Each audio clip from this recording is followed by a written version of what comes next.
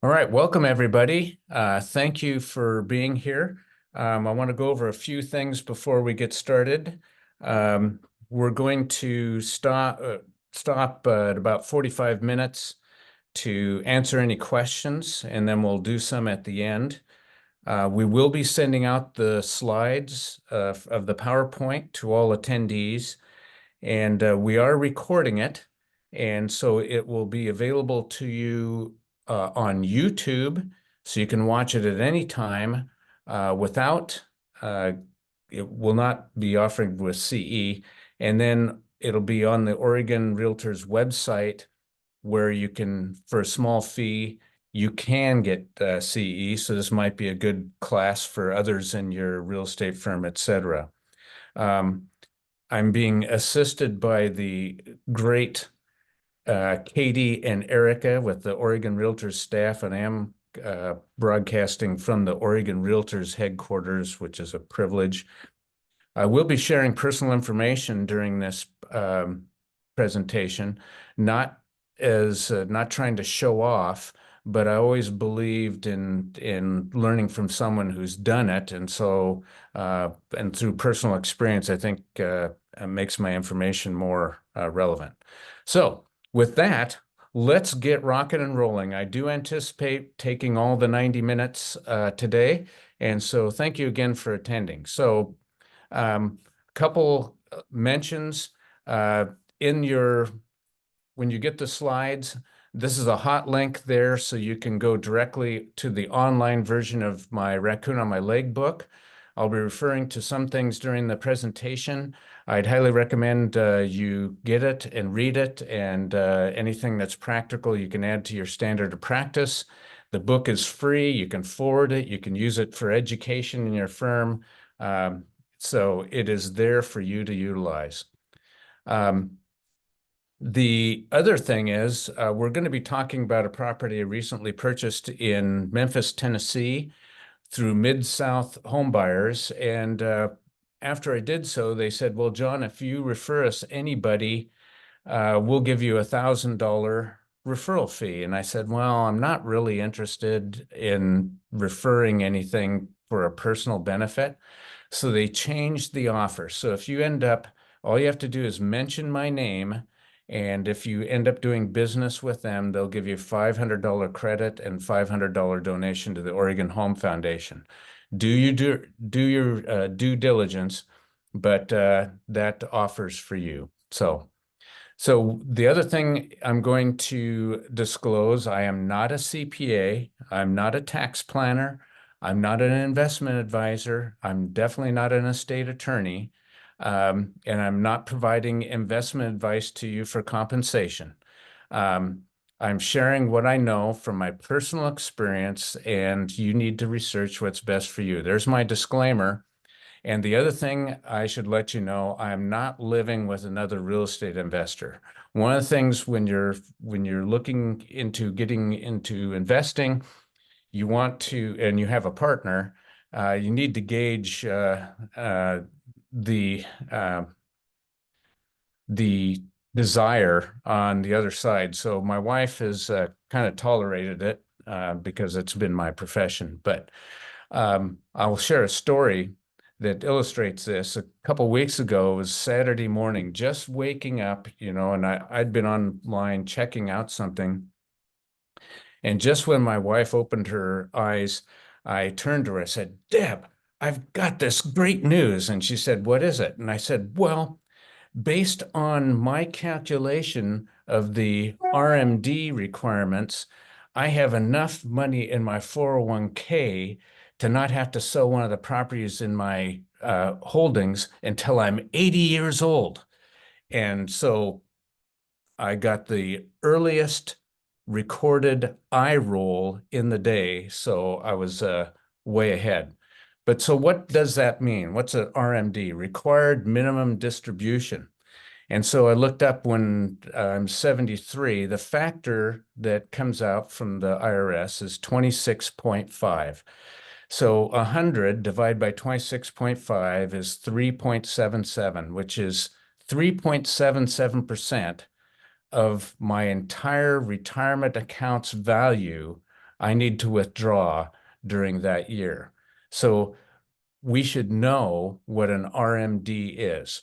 So this class today is talking about terminology and practices that can up your game, and also to make you aware that when you're working with a client, if they, in the discussion, you find out some things, it might be good to refer them to proper counsel or CPAs, etc. So what is we're blessed in the United States. We're the only country with 30-year fixed rate financing. Up in Canada or in Europe, whatever, they reset. And so even if they get a great interest rate, like many Canadians did 5 years ago, now they're resetting to these higher interest rates and putting themselves in financial harm. And that 30-year fixed rate financings for residential, single family, 1 to 4 units. And that's why I have concentrated solely on that, so that I can lock in good interest rates and cash flow and not have to worry about a reset.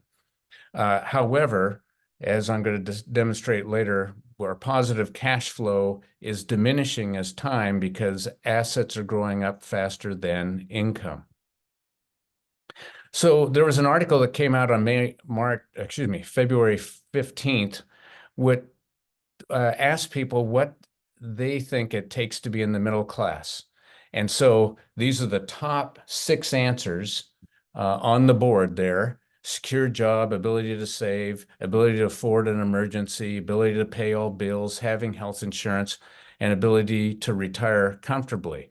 When they put that on a scale and said, okay, you've got 100% of the American adults with health insurance. Okay, obviously 9% of the American adults don't have health insurance. And then they said, and steady employment went down to 75%, and who can save, and who can pay their bills, and who can afford emergency expenses and retire comfortably. It got down to only 35% of the households believe that they're even part of the middle class, which is a, pretty tough situation.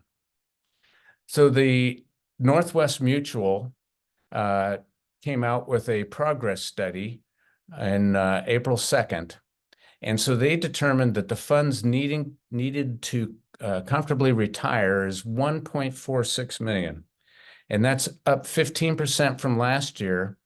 And the average retirement savings they determined is 88,400. And you have to be careful when we say average, because that can be skewed by someone who has extensive retirement savings. However, it had dropped $10,000 from 2021. And then I went online and I found out what the median 401k balance is at age 65 is $70,000. And when we talk about the 4% withdrawal rule, that's what, $2,800 a year plus your Social Security. We have a big problem brewing. And so I don't think the 401k or the IRAs are handling it. Maybe there's another way. And of course, you know what that is. The typical stock owner retiree, their net worth looks like this, because once they start retiring, they need to sell their holdings. Of course, that creates a tax event. And whenever you sell out of and take a distribution out of an IRA or a 401k, any retirement account, you pay ordinary income tax. And so you have people that are worried about, do I have enough holdings for the amount of life I have left? And so it makes an end of life not necessarily so enjoyable if you're worried about whether you have enough holdings.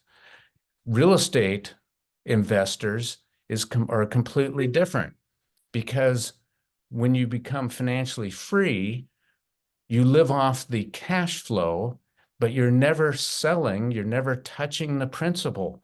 And so the asset goes up typically over time after you retire, removing that worry. So this is a interesting illustration of what's happened in our country So we had inventory, adequate or at least positive inventory compared to demand. And you know what happened in 2008? In 2008, we lost a lot of people working in the industry because things became so barren for a period of time that they switched professions.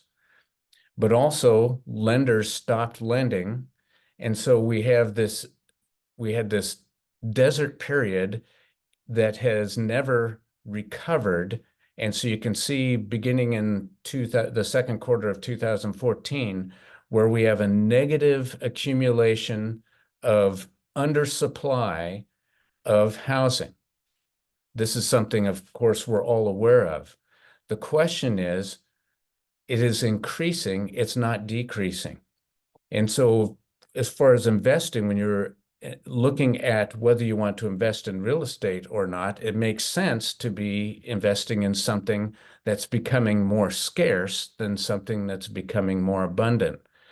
Now, whether we'll ever be able to meet that need is up to be determined.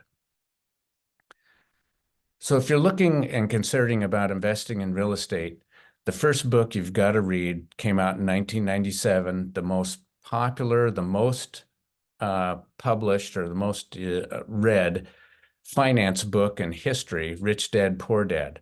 Robert Kiyosaki served in the Marine Corps. He was a helicopter pilot. His dad was a professional teacher and worked for the state of Hawaii. And his best friend's dad was a self-made millionaire because he recognized the difference of what was called the working in the rat race versus becoming independent through learning the tax code. So the rat race, go to college, get a degree, get a job, buy a house, buy a car, open a 401k. So the downside is what are we relying on? We're relying on maybe one or two income streams in our household. And so then we're reducing that by a taking money out and putting it up into the future, that somehow we're going to get a reward after we turn 59 and a half, or we're required to take distributions at 72 and a half.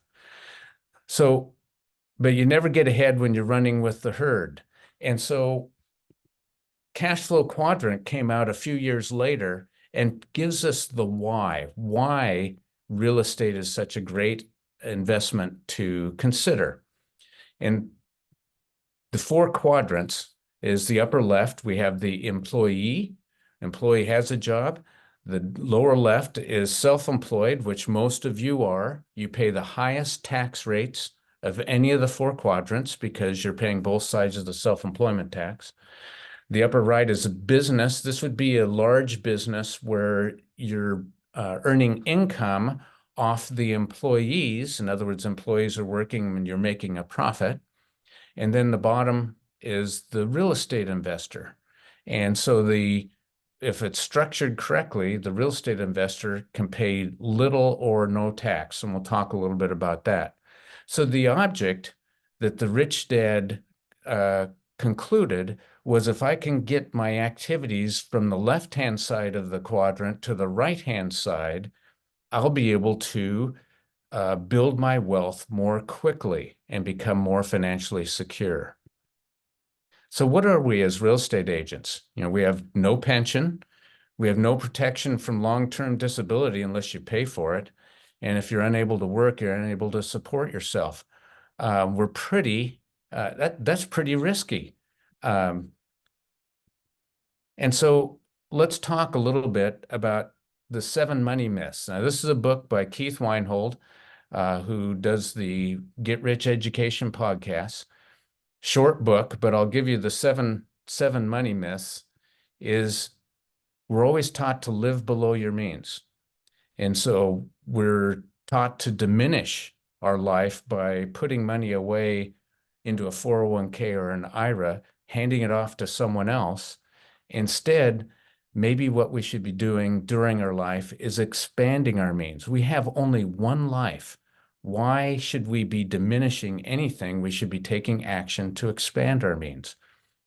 Get your money to work for you. That's great, but that doesn't increase the velocity of money. Instead, we should be using OPM, not opium, OPM, other people's money to get to work for us. To be debt-free, that's great for Mr. Ramsey, but how about being financially free? When you become financially free, by definition, you have more money coming in than you need to meet your obligations. Your whole worldview changes. Compound interest can make you wealthy, not very fast. Prudent leverage can make you wealthy because you can accelerate your money by a factor of 2, 3, or 4 in real estate. Millionaires have got it made. Well, if you're a millionaire, you have no income, and you're living in your $1 million home, you've got property taxes, you've got repairs, insurance, all that. Well, how about if you are prudently leveraged with 20 single-family homes where you have 25% or $50,000 or $200,000 homes where you've got 25% equity, and you run the numbers out, you can definitely see who has got it made. Home equity is a smart, safe, and sound investment. It is unsafe, it's illiquid, and never has a rate of return because by Robert Kiyosaki's definition, a home is a liability unless you have some sort of cash flow coming towards you. So when we're talking about investing, we want to have cash flows coming towards us to offset and make it safer for us to meet our needs. And retirement plans are wise investment plans. They are life deferment plans. We're essentially deferring our ability to do things today for in the future. Why don't we invest now and have much more by the time we get there? That's for your consideration. So at this time, we should be investing now. So what ways can we invest? We can buy a home, buy another, and make the first a rental. These are all things that actually I did every single one of these. I still own my first home, and we'll talk a little bit about that later. Formed an investment club. So this is one way you could look at your clients and say, hey, maybe we could become partners and be able to combine our resources and invest. And if you want to talk to me about that, I could certainly send the partnership agreement that we used back in 1991. Took $20,000 and turned it into $1 million over a 30-year period of time. So the asset of time is what is the best way to build wealth. You can refinance your home and buy a rental. The reason why this is great is because it's a tax-free event. You don't pay taxes on the proceeds. Same thing with refinancing a rental. If you have friends or family that are thinking about selling a property that they don't need, maybe you can approach and buy the property with seller financing. A huge way for young people to get started is renting out the space in their home, which is called house hacking. So you can actually make your principal residence into an asset by having some funds coming towards you. Collaborating with others, maybe again partnering with others to make things happen. Adding an ADU, I kind of mentioned that at a time, and also wanted to mention a HELOC.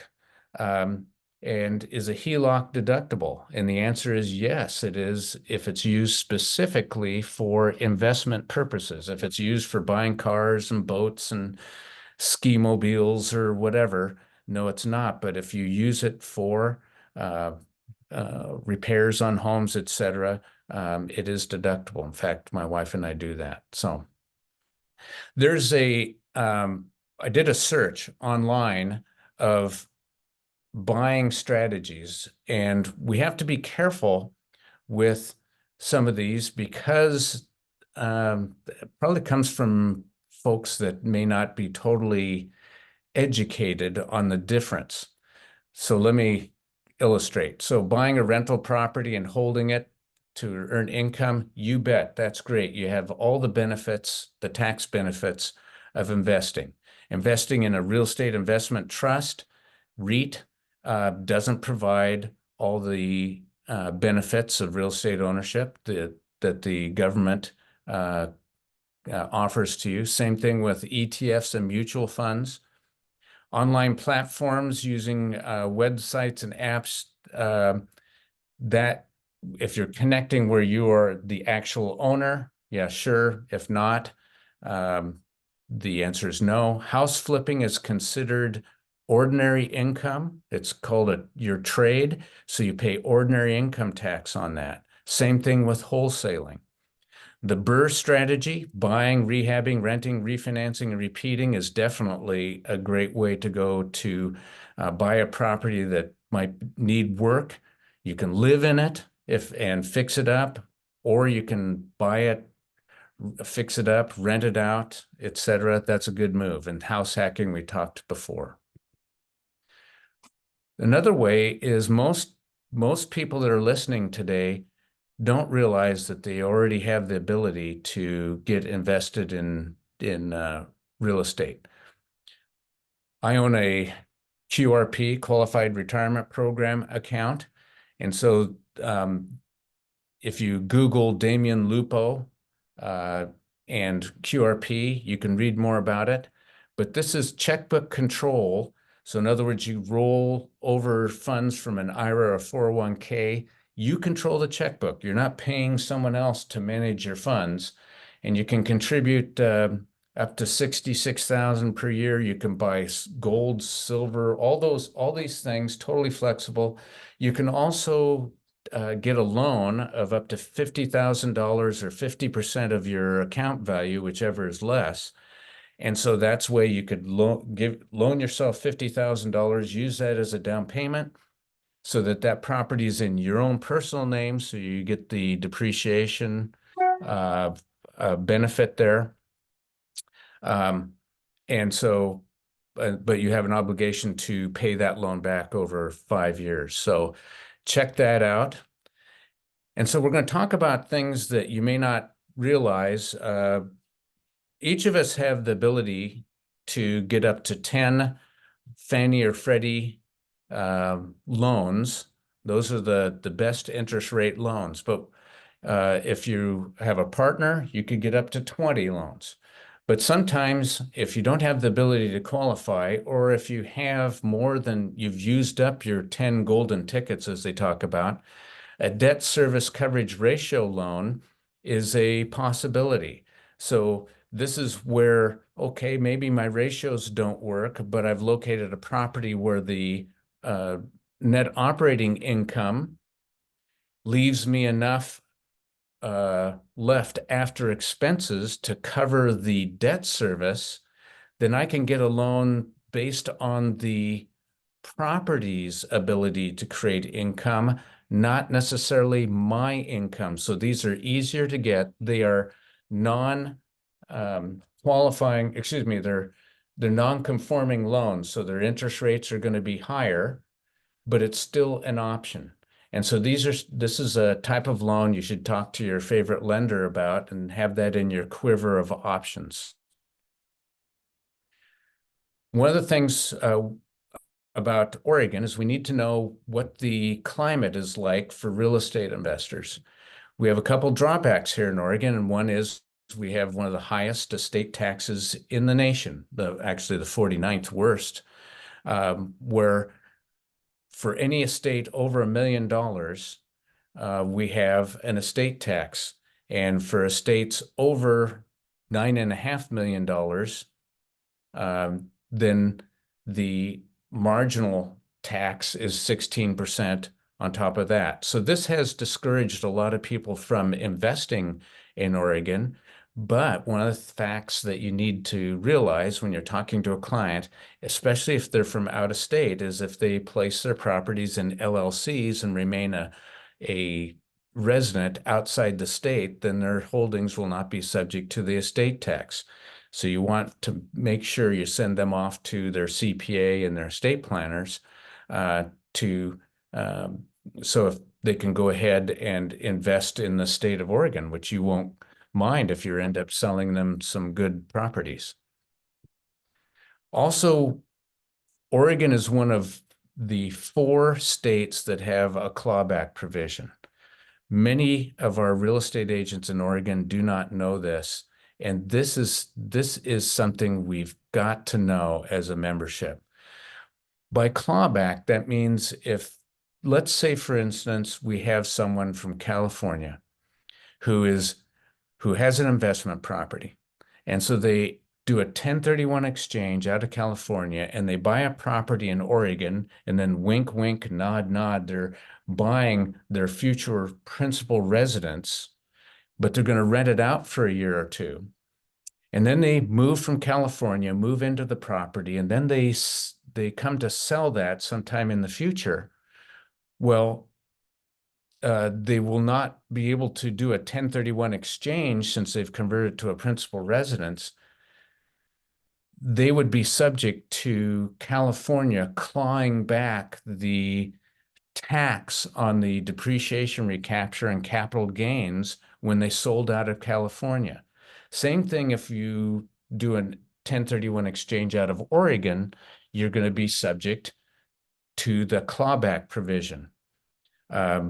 My wife and I, we have 4 properties in Washington right now. We did a 1031 exchange out of Oregon. I know this, so I know I can avoid it by never selling, or I make sure that I do a 1031 exchange out in the future. So this is something we need to know. The rent control, this is something, again, we need to know. I'm sure this is more widespread, the knowledge here, but originally, it was passed at such a you could have 7% plus CPI. Well, this last legislature, they limited it to 7% plus CPI or 10%, whichever is less. This year, the CPI was, I think, just over 3%, so you could do a 10% rent increase, an annual rent increase. Almost everything requires a 90-day notice. You can get around the 4 landlord exceptions as far as termination by paying cash for keys. I did that with one of my tenants because I wanted to get access to a property I had in my 401k, and I had another property that was almost identical, and so I didn't have to, but I wrote them a nice check because they're great tenants and moved them, and they agreed to move. And they were very, very pleased, and it worked out well so that I could have access to sell a property vacant. So one of the downsides of the rent control is you see this every once in a while where a property says, well, rents are below market. Well, okay, but you may have a long time getting them up to market, so a buyer has to consider the value of not being able to charge market rate rent and figure that into their offering price. So what are the 5 ways, the drags on if you're invested in the S&P 500 or stocks, et cetera? They claim that over time they get a 9% return. Well, whenever you trade, that creates a tax event. Now, we're not talking about an IRA or a 401k right now. You have inflation. If inflation is running at 3%, then that 9% is really a 6%. Volatility, when you're looking at a return, let's say you have a stock at $100 and it goes down by 50%, then your stock that next year is worth $50. And let's say the market goes up 50% the next year, It doesn't go to 100, it goes to 75. So the volatility actually reduces the rate of return over time. It's not just a straight line 9% compounded. And then, of course, fees. And then many people sell on emotion, which is also a drag. As compared to real estate prudently leveraged residential real estate has 5 cash flows. You have cash flow created by the tenant when you talk about the cash coming in less all the expenses. So it doesn't make sense to purchase a property that is not positively cash flowing in most instances. The tenant, you outsource the loan to the tenant, and so that's a loan pay down. That's a cash flow to you as that loan pays down. The tax benefits, which are huge, which we're going to talk a lot about, is the depreciation and the ability to do a 1031 exchange. Depreciation, a paper loss, not a real loss, and the ability to defer capital gains and depreciation recapture forever if you so choose. And then the appreciation of the asset over time, and then loan debasement. If the inflation is at 3% and I have a 5% loan, effectively I'm paying 2% because I'm paying the bank back with money that's debasing at 3% a year. So that's huge, and that's a wonderful benefit, again, because we can lock in our interest rates for 30 years. Amazing. So, Robert, excuse me, one of the sayings is savers are losers, stocks maintain value, real estate investors build value. We lose value when we have money in the bank, typically because inflation's greater than the rate of return. Stocks with their 5 drags over the history usually maintain value, but real estate with its 5 ways of income actually builds value. And when we talk about using other people's money, other people's money, OPM, we're using the money of the tenant, we're using the money of the bank that provides the loan, and we are able to get a return on the investment percentage the bank has in our property, and then the return from the government's benefits of the depreciation and the ability to defer taxes on an exchange. So where are the best places to buy in the United States? If you look at where the best rent to purchase price ratios are, they tend to be in the central US and the southeast. There are a couple places in the northeast off the coast, Philadelphia, whatever, Cleveland, Detroit. But the best place in the South, you have Jacksonville, Little Rock, Memphis. And so the ability to get a higher rate of return and even a positive cash flow at a pretty good cap rate still exists. One of the things in doing research for our presentation today, I came across this slide here, and this is the homeless per 1,000 residents. And notice the similarity of the slides.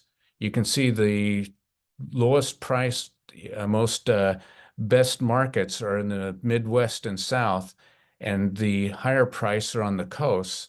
And look where the homeless problems are having, and doesn't that make sense?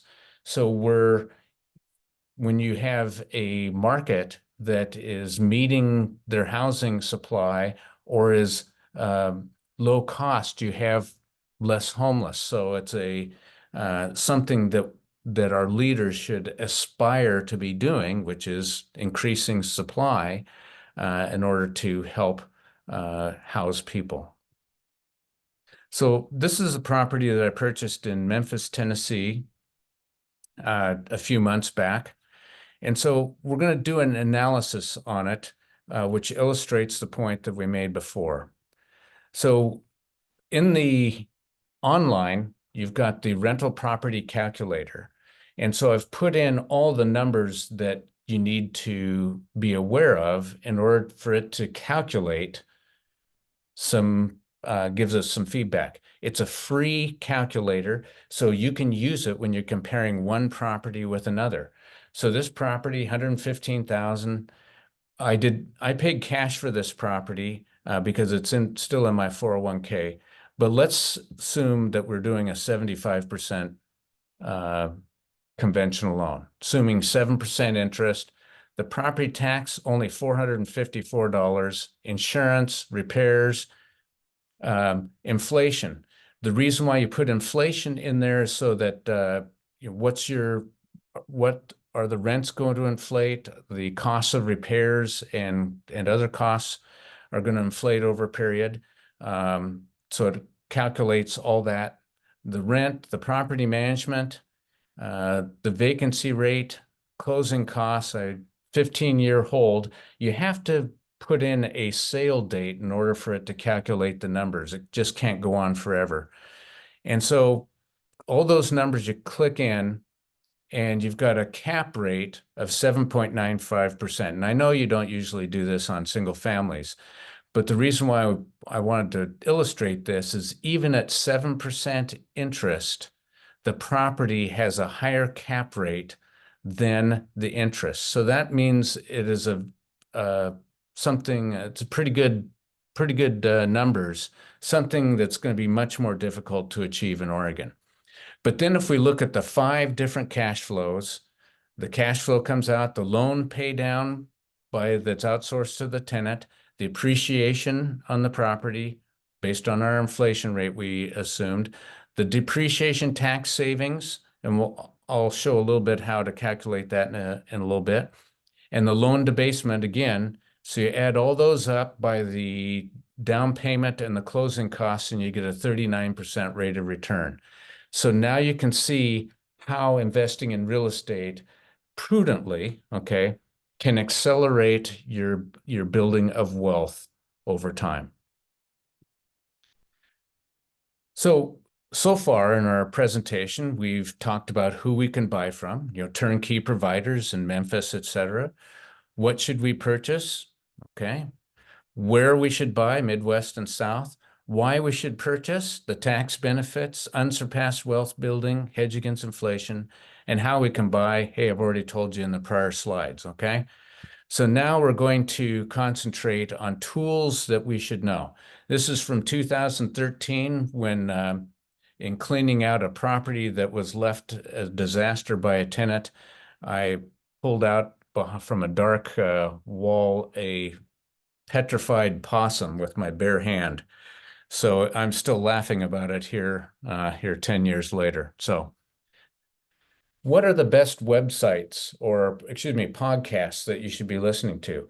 And some of you may be asking, how does John know all this stuff? Well, I do a lot of reading. When I work out, I listen to podcasts. One of the best is Get Rich Education with Keith Weinhold. His website also has a whole plethora of turnkey providers. He even has advisors that work for free that can help you locate good turnkey properties to invest in.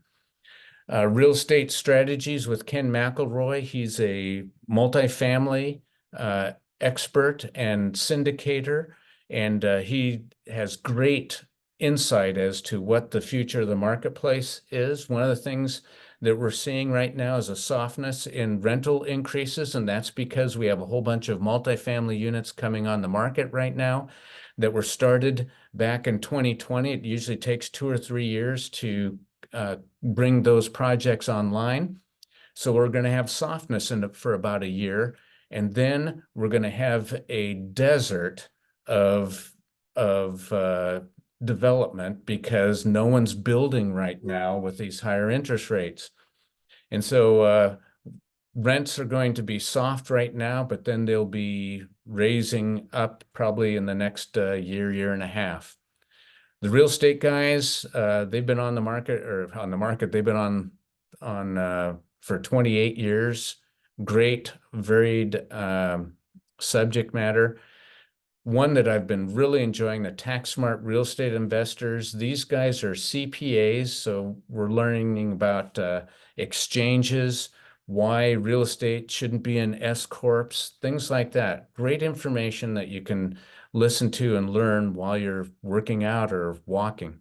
The Wealthability Show with Tom Rearide, a great CPA, and of course, Bigger Pockets. They have all sorts of products, numerous books, etc. Great website. Want to go back in history? I don't know how many of you were around in 1986, but I remember this distinctly. I was a survivor. I started my career in 1977, and we had a very tough market from late 1980 through about 1984, 85, where interest rates were through the moon, and it was very difficult. Two-thirds of the agents in Salem left the business over that period of time. So right on the heels of that, uh, they did a Tax Reform Act of 1986. Up to that point in time, a lot of doctors, attorneys, medical personnel, whatever, had latched on to buying properties that had losses because they could use those losses against their income. And so in 1986, they ended that practice. And so they could no longer take these losses against their income. And a lot of professionals actually went bankrupt because they couldn't, or they gave up the properties or investments because they no longer were getting any benefit. So since 1986, they've delinked from the income side, the ability to take losses. So in the form of the cash flow quadrant, I've formed this. On the right-hand side, the poor dad, you've got those in the S and E quadrants. They earn ordinary income. Okay, you pay taxes on ordinary income. You pay capital gains when you sell your principal residence beyond the exclusion. You pay on commission paycheck, 401k, distribution, Social Security pensions. And so the offsets that are remaining are the real estate professional status and the short-term rental loophole. We'll talk about those in a moment. On the left-hand side, the rich dad side, we have passive income. Okay, that's what I live off of, is the rents off our properties.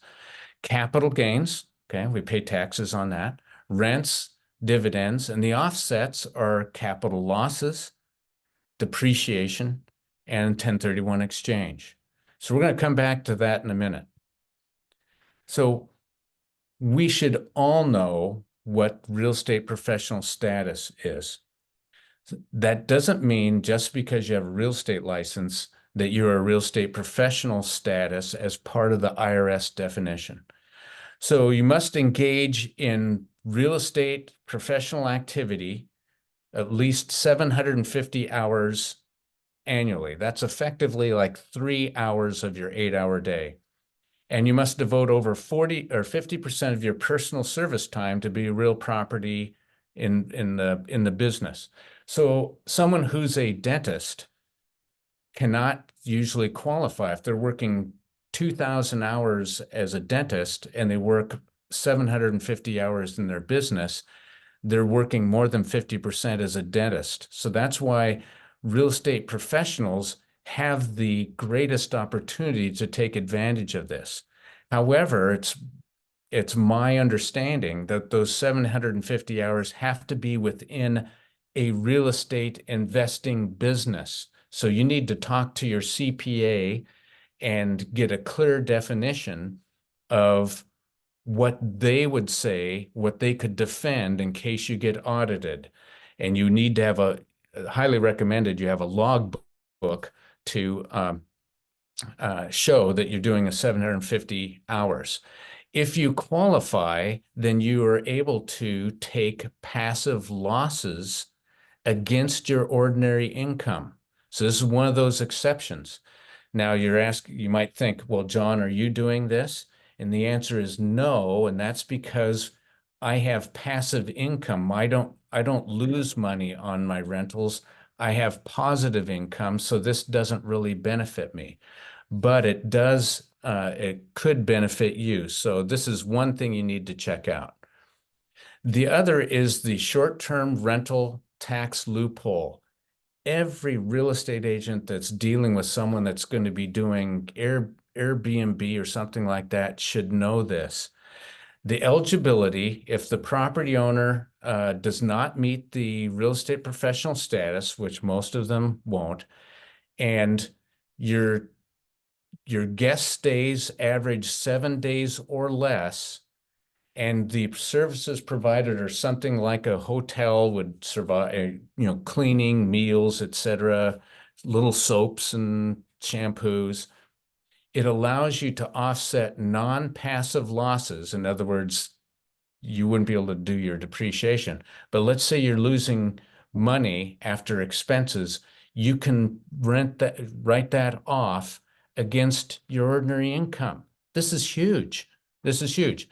This is something that the IRS is really keen on, and you need to make sure that you're golden and you are in case of an audit. So another great benefit. So remember the CPA, so I talked about that great podcast. This is number 266 that came out on March 26th. 7 exit strategies to destroy capital gains taxes when you sell. Again, real estate agents need to know these things. Of course, we get a lot of training on the 1031 exchange, the ability to defer or our capital gains and depreciation recapture. There's another thing called the lazy 1031 exchange. In case you ever hear that, what that is where you're not using a qualified intermediary and you're selling the property. So in other words, you're going to pay capital gains and depreciation recapture, but in the same year, you're purchasing a replacement property that you plan to do a cost segregation study and accelerate the depreciation to offset some of those gains. That is a strategy. It may not be the best strategy. It may not accomplish everything as the exchange goes, but you don't have the limitations on identification and the timelines. You got a Delaware statutory trust. You need to look into that. That's one you can exchange into a Delaware statutory trust. You can exchange into mineral rights, qualified opportunity funds. Seller financing is, even though that's not doesn't destroy capital gains, it spreads it out. So they added that. And then the 721 exchange. How many of you have heard of 721 exchange and know what the difference is? And I know the math majors out there will say 310. But anyway, a 721 exchange, say for instance, you have a client who owns a lot of commercial property, big pieces of real estate, and they don't want to sell one because they're looking to retire. They don't want to manage it anymore. They don't want to sell and get massacred by capital gains and depreciation recapture. You have the ability to, there are firms out there that you can exchange your property into. So you're exchanging your real estate into a partnership position within a special REIT. And so that qualifies as an exchange. And then that gives the freedom of the person to sell say, $50,000, or they can choose to take a distribution of $100,000 worth of their position per year rather than selling a $4 million property. And so it's not highly likely you come in touch with that. But if you're dealing with a high-powered client and you talk to them about that and they use that, boy, you're going to be their best friend for a long time. We also need to know what the step-up basis is. So in my particular case, my wife and I plan to expire and leave our properties to heirs, and they will inherit the property at the stepped-up basis. By that, I mean when the property gets evaluated to pay any federal estate tax, definitely the state of Oregon estate tax, the properties will be appraised, and then the heirs inherit at that appraised value, they could sell the property immediately and not pay any tax whatsoever, or they can continue and then they could start depreciating the properties based on that stepped up basis all over again. So we need to know that. John, Yes. hi, it's Erica. I just wanted to pop in since we're about halfway through. We had a couple Yeah. questions on the Good. 1031 clawbacks. Yes. So the first one is if you 1031, well, this one I think is more in a comment than a question. Yeah. If you 1031 into Washington, for example, you can continue to 1031, only triggering clawback when sold. So, okay. We 1031 into Washington and we still own the properties. There's no clawback provision if we die, okay? Or if we choose to sell one of the properties and we do not do a 1031 exchange to defer it again, then yes, Oregon could come back and nick us for the clawback provision. Okay, thank you. So it's important. Now, here's the thing. When I used the example of the people from California, they made it into their principal residence. So now they can't do a 1031 exchange unless if they found out about the clawback provision and they wanted to avoid it, well, they could move out, make it an investment property again for a period of time that meets pass muster with their CPA and do a 1031 exchange again. But I call it burying landmines. We have people that are doing this all the time, and they're potentially burying a landmine that might blow up in their future. And just imagine if we know this and we counsel our clients so that they go talk to their CPA and their legal counsel, they might change a different direction to avoid that. And boy, they'll be your client forever because, you know, these are things that hopefully will, when something comes up in a discussion with the client, oh, you should check this out so that the clients get the best outcome. Amazing. Thank you. Yeah. So second one is related then. As far as clawbacks on 1031s in Oregon, what if the owner doesn't sell the new properties that are now out of Oregon and they are passed to their heirs? Is it still subject to the clawback, or do the heirs receive the new stepped up basis without estate tax clawback implications? Yeah, that's our game plan on our Washington properties. Okay. Our heirs will inherit those. There won't be any clawback. It trips when you do not do a 1031. If you do a sale without deferring with a 1031 exchange. Okay. It's a landmine. So Yeah. and confirm this with your folks. So I've confirmed it with my CPA, et cetera, but do your due diligence, okay? Yeah, great advice. Thank you, John. Okay. And sorry, there's one last question. Where can we find the links to the slides and book? And I do have the link to your book on WVMLS that I'm happy to post in the chat if you'd like. Right. And when you open up the slide deck, that is a hot link on that slide, which also sends you to the PDF version of the book that's online. Okay, fantastic. And we will be emailing out those slides to everyone after the webinar is over. Yeah, cool. All right. Is that it for now? That's everything. Thank you, John. Cool. Well, hopefully everybody is enjoying the show so far. Okay. Okay, so let's talk about an accredited investor. This is also very important for us to know. So by the IRS definition, you're an accredited investor if you have a net worth, not including the equity you have in your principal residence, of $1 million or more. So this is usually the easiest way to qualify. The other is that's net worth based. The other is income. If you're single, $200,000 or more for the last 2 years and expected to do this year, 300,000 if you have a spouse. So that is one way. And then if you study and pass the Series 7, 65, and 82, that's if you're an investment professional. As a real estate professional, you could do that, but I don't know how much work that is.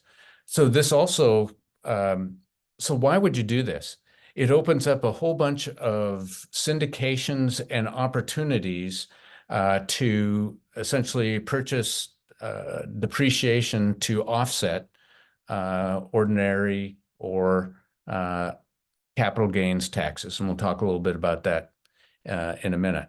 So this also bespeaks why it makes sense to not necessarily put all or the largest part of your net worth into your primary residence if this status is of beneficial use to you. But also, we should be asking this of our clients because that you'll find out in a little bit. So I have a link here to the realassetinvestor.com. They have what's called ATM funds. That means you're investing in ATMs, ATM machines.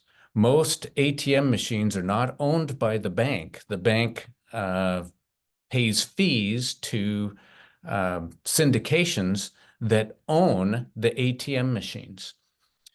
And so in this particular case, an ATM fund, you can go to, if you're an accredited investor, you can pay $104,000 for 6 ATMs, not in specific locations, it's blended in the fund. And in exchange, you get 84 payments of $2,200. That's over the 7 years, because an ATM has a lifetime of about 7 years. There is no depreciation recapture because it is scrap value after 7 years. And it qualifies for bonus depreciation because it is an asset that has a life of 15 years or less. So in this particular case, if someone is looking to overmaster or offset a tax, they could purchase an ATM fund, and in the first year, they could write off. This is through the end of 2022. They could write off $104,000 in depreciation. And if they were in a 33% tax bracket, that essentially would offset $34,000 in tax. Now, the Tax Reform Act of 2017 is phasing out. And so this year it's 60%. It was 100% at the end of through 2022. Last year it was 80%. So 60%. So this year you'd be able to write off 60% of the 104,000. So that'd be what, 61,000, or excuse me, yeah, 61,000 approximately in the first year, and then the balance in the future. This has come into play. So we're going to talk about depreciation. Now, there's a picture of the very first home that I bought, and that's my lovely oldest daughter, and there's Goofy me. We had just finished painting that, so quality father-daughter time. And so we still own that property. And just a side note, talking about return on investment, I paid $26,950 for that in 1978, lived there 8.5 years, paid off the loan. I leveraged it again, tax-free event, in order to buy into a triplex with a partner. It's worth about $300,000 right now. And the rent since 1986, when I moved out, my guess is it's produced about $125,000 after expenses. 300,000 plus 125 divide by the investment. I know it's not indexed for inflation, all that stuff. 1577% divided by 46 years is 34.28% year. And my return is infinite on this because I long ago pulled my money out of it, but still it gives an example of the greater returns that residential real estate can provide over the long haul. So let's talk about that property on Capitol Street. Let's say, for instance, I sold the property to an investor, or you sold the property to an investor. Okay, the assessor's records has the RMV on the land of 40,000, the improvements of 113, so it totals $153,480. We can only depreciate the improvements. We can't depreciate the land. So the 113 over the total of 153 is 74%. So purchase price of 300 times 74% is 222,000. So that's a defensible way to determine what your initial basis is on a rental. Okay, and this is what I do when I buy a property and I give the information to my CPA. So straight line depreciation, 222,000 over 27 and a half years, $8,000 of the income will be offset by that depreciation each year for 27 and a half years. So if I'm in a 33% marginal tax bracket, that means that I'm saving $2,691 in taxes a year. Okay, so that's how depreciation works. We need to know what a cost segregation study is. This became very much in play after the Tax Reform Act of 2017. So because it qualified existing investment property, not new, as far as qualified for the accelerated depreciation or bonus depreciation. So cost segregation study, what does that do? It looks at all the improvements of the property and anything that has a life of 15 years or less, carpet, window coverings, countertops, appliances, they go through and analyze all the pieces that make up the improvement. Anything that has by IRS law definition as a 15-year or less can be depreciated in the first year. So it's not uncommon for, say, 35% of the improvement to be depreciated in the first year. So taking the example of 222,000 basis times 35%, you could take a depreciation of when a bonus depreciation was at 100% of 77,000 in the first year. And if you're in a 33% tax bracket, you can see how that could accelerate your ability to reinvest in another property. Okay, so the downside of using the accelerated depreciation is that if you sell it before you have used up the accelerated depreciation. So as an example, since it found that 35% was depreciable in the first year, if we sell that property before 35% of 27 and a half years, which is probably about 9 years, then we'll owe some depreciation recapture tax on it. So hopefully you understand that. So if not, you can call me.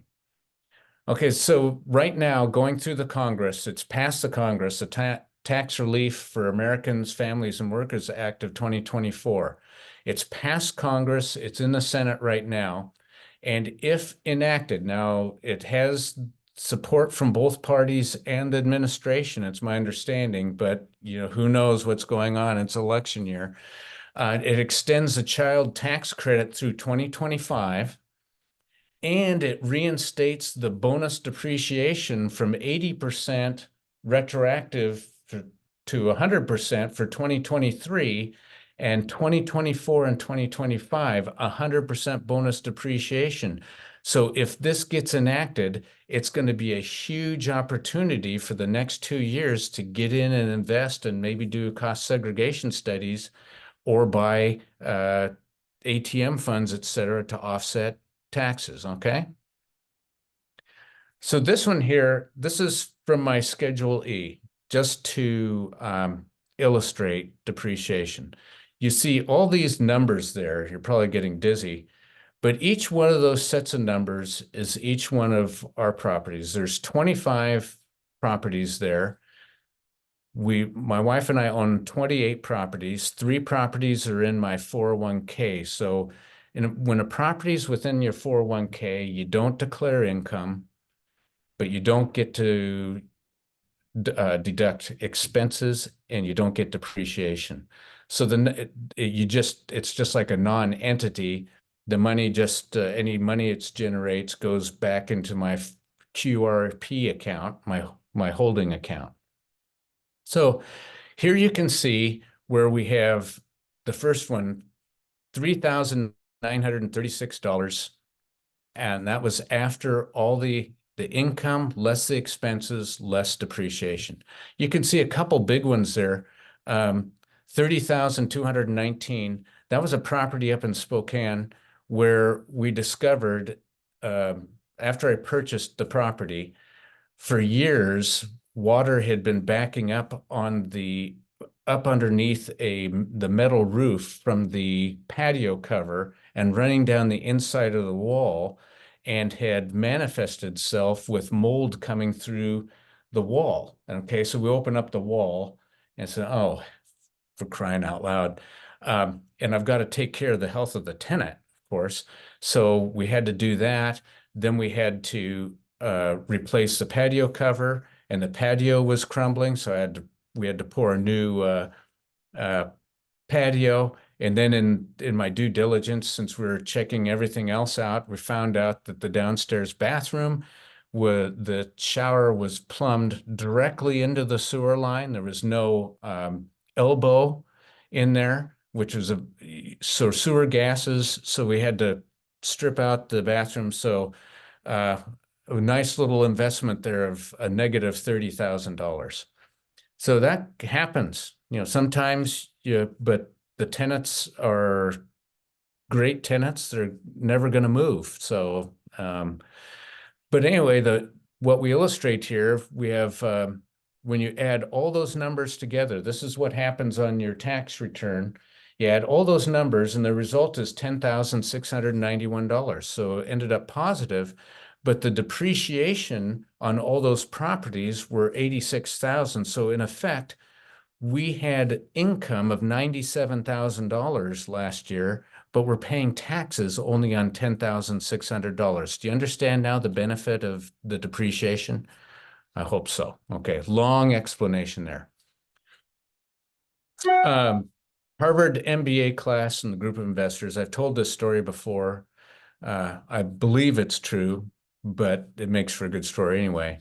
So you have the most highly trained business students getting their MBA to make huge incomes, and they were asked in class what the riskiest thing would be to do, and they said to be in business for yourself, okay? And so they asked a group of investors what they thought the riskiest thing is. And that is, they said, to rely on a single income stream. And so one of the things about real estate investing, every property you buy, if it's a single family home, is an income stream. If you buy a duplex, that's two. If you buy a multifamily, multiply it by the number of units. One of the things as you look at your financial future, you should be examining what ways can I increase my income streams during the time rather than deferring to some future date. How about expanding into creating more income streams? And so I have an example here.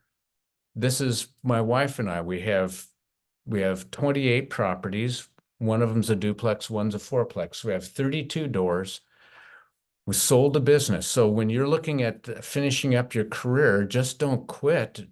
Associate with an agent and create an income stream by a referral basis, et cetera. That's a cash flow for you. We sold our business building. We have sold 5 rental properties on a one contract, so that's a cash flow. My wife worked as a police officer for over 30 years, so she has a pension. We have 2 Social Security. We've got an IRA, 401k. We have 3 ATMs and 1 car wash fund. So this is a way that you can insulate yourself from the issues of the rat race. And so I encourage you to consider that. It takes effort. It took us 20 years time from the time we decided to dedicate ourselves to the discipline of acquiring real estate to the time that we became financially free. It's like watching paint dry. It is not a get rich quick. You learn a lot of interesting lessons about life. You build some great relations with tenants. And I'll give you an example. 2 weeks ago, we lost one of our tenants. She passed away. Her daughter and her son are remaining in the property, but she moved in 2002. She was there from when she was 35 until she passed away at the young age of 57. And it was sad. I remember going over there one time, and because I visit to see if there's any capital improvements that we need to do. And she was kind of sheepish, and she said, John, and we're walking through the home, and I noticed that the carpet was wearing out in the hallway. And I said, well, why didn't you call me up on this? And she said, well, I don't know what you would say. And she said, do you think it would be possible to replace the carpet? And I said, well, how long have you been here? And she says, I've been here 17 years. And I said, it's been that long already? And she says, yes. I said, of course we can replace the carpet. And so I went down and picked out the carpet grade, whatever. And I called her up and I said, you come on down and you pick out your own color. And she had friends move her stuff and we got her new carpet. I mean, it's not like what you read in the newspapers where I wish a lot of the slumlords will get out of the business, but you build relationships, 22 years, just unbelievable. Okay. So one of the things that drives me crazy is this notion of tax loss harvesting. Now, what they talk about is when you're in the stock world, when you sell a stock and you're getting a capital gain, paying a capital gain. Well, you should look at your other holdings and find out if you've got a proper stock that you're losing value. And so you can sell that. And so let's say, for instance, you're selling a stock where you make $1,000 and okay, I've got this stock right here that I'm going to lose $1,000 and you sell. And so you end up offsetting. And they think that's the big, huge thing. When in essence, you've made absolutely zero. I mean, is that the best that you've got? Okay, let's start talking about one of the things that we have as real estate investors. Remember, we had this slide before, and I've got the star down about this wonderful thing called depreciation. In the ordinary income side of the world, we've got a couple offsets: real estate professional status, short-term rental loophole. We've talked about that. But that's using actual losses against our income. On the passive income side, we can use paper losses against taxes. Do you understand the difference? This is huge. It's huge. Okay.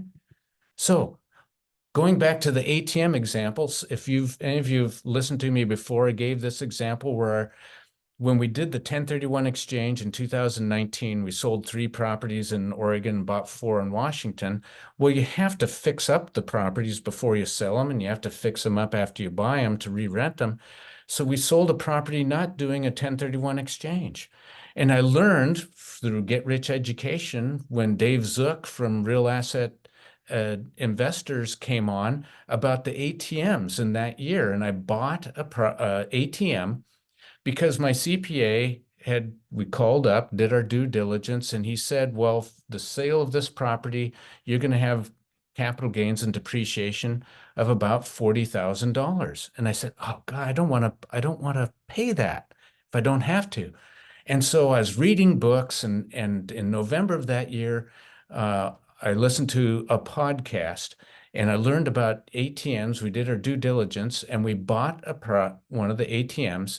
So effectively, we wiped out, since we were in about a 33% tax bracket, about $34,000 in taxes. So instead of owing $40,000, we owed $1,800 that year. And I'm jumping up and down because we're using a paper loss against real taxes. And all of you have real estate licenses, and all of you can take advantage of this. Hopefully, the light bulbs are going on out there, okay? So this past year, I talked about writing a check to having these great tenants move from one of my properties to another. And it was a 401k property that I sold. So I sell this property and in Salem, and I used $115,000 to buy the property in Memphis, Tennessee. But I took a distribution of $104,000 this last year. Okay, so I'm going to pay ordinary income tax on it, right? However, I use that 104. This is a familiar sounding number, right? I bought an ATM fund, and last year at 80%,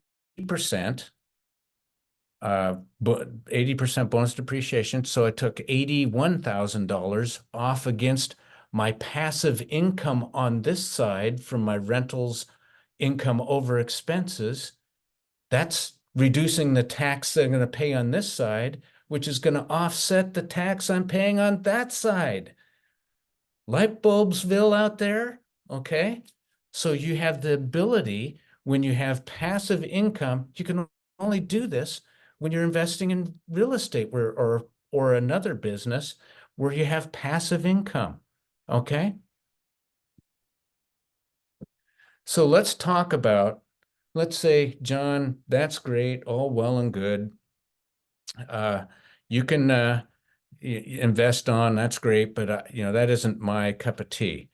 Well, I still would recommend that you take to heart all the information that you're learning today and become informed so that when you're working with homeowners, that we can be asking questions and determining whether or not they should seek counsel before they close on their transaction. So let's take an example of a long-term homeowner. I'm sure up in the Portland area, certainly in Bend, Sun River, many other areas in the state, let's say they purchased the property for $250,000 30 years ago. And let's say they will net $1.75 million at closing. Highly possible, right? So we need to ask questions about basis, exclusion, title, how title is held, whether they're accredited investor, and whether they have a CPA. One idea is you might want to engage a CPA that is highly knowledgeable and say, how much does it cost for an hour of your time? And so when these things come up where they need to counsel, say, hey, I've got a CPA. I'd be happy to cover the cost so that you can check out and see if we can structure a sale to avoid or offset a tax. Okay, so let's take let me go back here to this one before we go to the next. So let's say, for instance, it's a couple. And let's say they didn't do any capital improvements over the time. So a couple in the state of Oregon has $250,000 exclusion. So 1.75 million minus 500,000 is 1,250,000. Notice how I've used the numbers to make it easy in my head. So that means that they would have $1 million in capital gain. Capital gains rate for federal is 15% unless they have household income over, I think, 553,000 and change. So most of the time it's 15%, and then you have 10% for the state of Oregon. So that means they would have a capital gains bill of $250,000. So why would why would we want to ask if they're an accredited investor? If they're an accredited investor, maybe they could, if they have passive income. Hey, are you a credit investor? Yes. Do you have passive income? Why, yes, we do. They could maybe invest in an ATM fund or Tommy Car Wash fund, a whole bunch of funds with proper counsel, proper due diligence, and they could also offset some of the capital gain against their passive income. You can't offset it off your principal residence, okay? So basis, we want to find out how much they paid for it. Did they do any capital improvements? Exclusion, okay, are they married, couple, whatever? How is the title held? We'll talk about that in the next slide. And whether they're credit investors. So if you combine all that, these are some questions that you should be asking. And imagine if you're talking to a client who knows financing and you're asking these questions. Do you think this will distinguish you from most of your competition? I think so. Okay, so now we're going to talk about our own home, okay, in Sunriver, because this gives you the reason why you should be asking questions. So we own a property in Sunriver. That's where we live.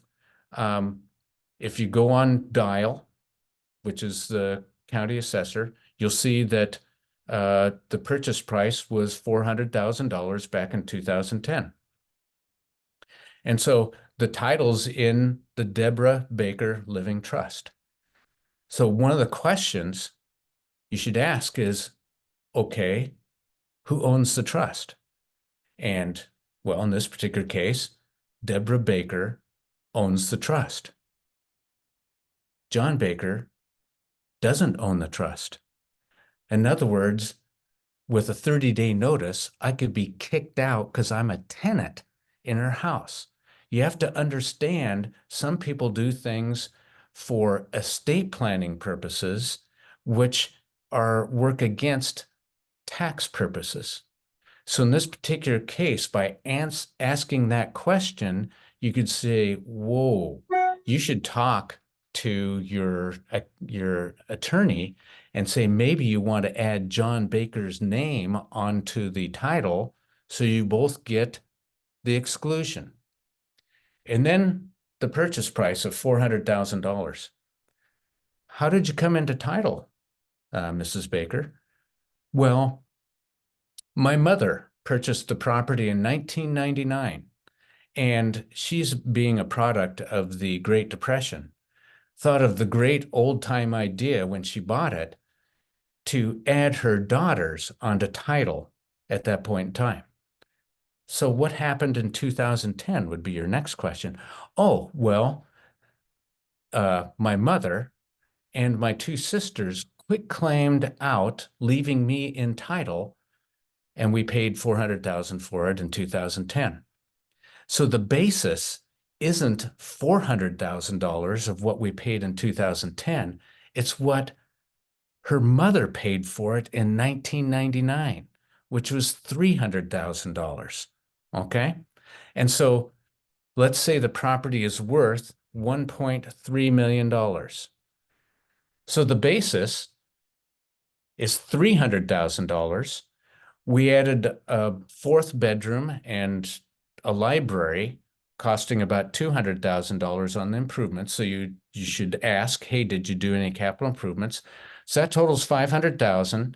We add John to the title, thank goodness. Okay. And let's say the $1.3 million sale nets us $1.2 million. $1.2 million minus the basis of $500,000 minus our exclusion equals $200,000 times 25% is $50,000. So out of our proceeds in the same tax year, we could go out and buy 2 ATM funds and offset from our passive income on this side, our tax over, whether it's in the first year, over 7 years. Isn't that great? Okay. So if you could wave a magic wand, how would you live your life?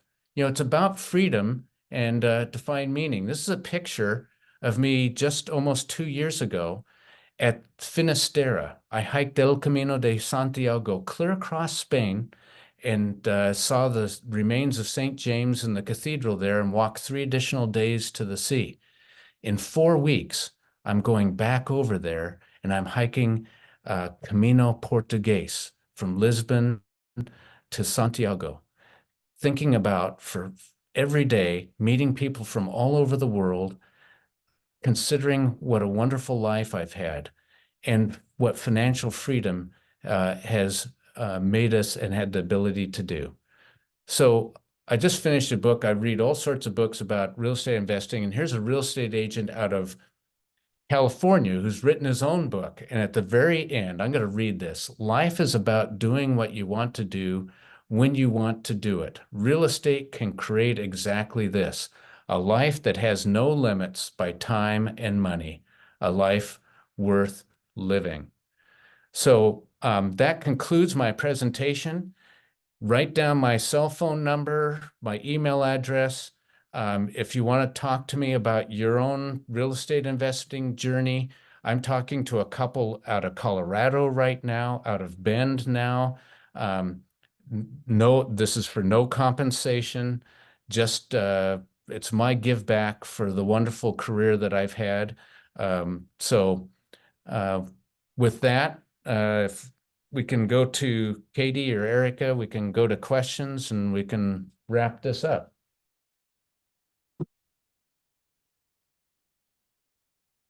Hi, John. Thank you so much.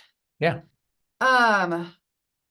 We only had one additional question, Okay. and that was, what is your opinion on long-term tenants in a rental property versus Airbnb or short-term rentals? Well, it's a choice. I prefer long-term rentals just because it's more like paint drying. I don't have to worry about coordinating the cleaning. Also, I think short term is harder on your properties. My average right now in my Oregon properties, my average tenant stay right now is 11.8 years. The property management company says I'm a good landlord. Well, it doesn't, I mean, you can have it where both parties win. However, short-term renting usually has a higher rate of return. That's being offset though with the amount of properties on short-term renting. So I would, the experts that I've been listening to suggest that if the numbers do not work on the long-term rental situation on the property, I'd be very cautious about buying it for and basing it on a higher income just because of the amount of people that are on Airbnb right now and they're not getting a lot of activity. Yeah, that makes sense. Thank you, John. Mhm. We have two more questions. One is, do you need to sell a property once it's fully depreciated? And the other is, can we talk about the benefits of using a property manager? Oh, must be a property manager in the audience. So if you sell a property that's fully depreciated and you using a 1031 exchange, you buy something more expensive, then you acquire some additional depreciation ability. That would be something that you'd want to talk to your CPA about to get some ideas so you can calculate what that benefit is. The property manager, the value of the property manager, I do my old company in Salem, Ned Baker Real Estate, and I'll brag a little bit because my father started the business. Manages our properties in Salem, and then I have a property management company up in Spokane. And then I have a property management company in Memphis, Tennessee, which is also Mid-South. They are a totally, they call it vertically integrated property management company. So they find a property that's distressed, they fix it up, they put a tenant in it, it's under property management. I buy the property, they continue managing it. Their property management fee is only 8%, and they have no repair costs for the first year. They repair anything for free. So there's that's a great way to go when you're investing at a distance. I work with my property management company here in Salem because I live only 150 miles away. So, for example, I have a property that is coming vacant on May 1st. I will show up and I have an overall home inspector that will be there. So on all my turns, I have an overall home inspection done. Now, many landlords won't do that. I want to find where the warts are and fix them, because you find out that through experience, the sooner you find things, the cheaper it's going to be. And when it's vacant, it's easy to have all the people, multiple contractors there all at once doing all the work. So I like to show up and take all the switch plate covers off and all that stuff and coordinate with the Ned Baker coordinator. His name's Rob, and then hand it off to them. So long answer to a short question, which I'm guilty of. So. No, it was great. Thank you. Thank you very much, John. We really thank you so much for your expertise today. We're so grateful to have your wisdom here and your willingness to teach. We are at our time for today. So if folks can grab your information, if they have any follow-up questions, they can reach out to you directly. You bet. All the time. Perfect. We'll be sending out the slides here shortly, either today or by the end of the week. And then we will also have a survey link for you all as well. And with that, and you'll also be getting instructions on how to access your CE certificate. You will receive CE as long as you are here for the majority of the class. So thank you so much, John. We appreciate you and your willingness to teach so much. Thank you for your wisdom. Bye, everyone.